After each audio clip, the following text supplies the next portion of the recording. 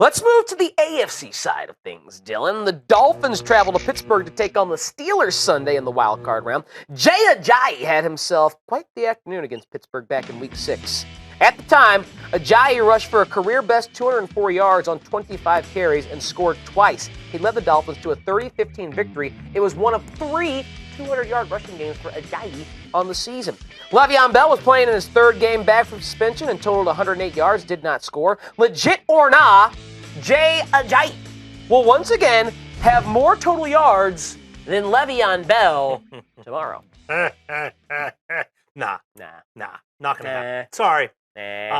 Week 6, Ryan Tannehill was in there. Not that Ryan Tannehill's Joe Montana, but his circumstances were a little bit different at that point. Le'Veon was just kind of getting himself worked up into a lather of this season. Right. And what we saw, the finishing product over the last 4 weeks from Le'Veon Bell was a lot different than the guy we saw in Week 6. This is the most complete back in the league alongside David Johnson. And I think tomorrow really, really sets itself up to be a Le'Veon Bell kind of day.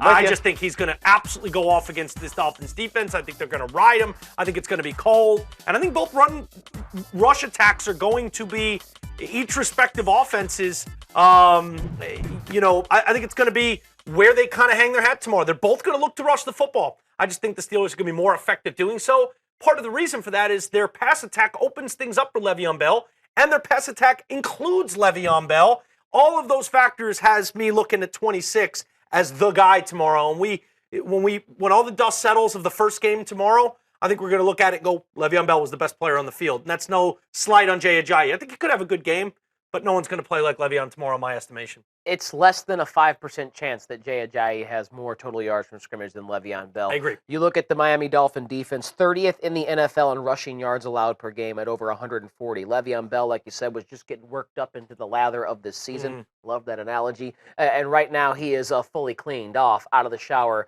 and dried up and ready to go. It is going to be one of those games where I think Le'Veon gets 20 touches on the ground, gets his 6, 7, or 8 catches. So you're looking at 25 to 30 touches. And Le'Veon's a guy who's going to pick up 5 to 10 yards almost every time he gets his hands on the football. So I'm looking at something close to 200 yards for Le'Veon. I know Jay Ajayi did that last time against Pittsburgh. I don't see that happening again. Agreed.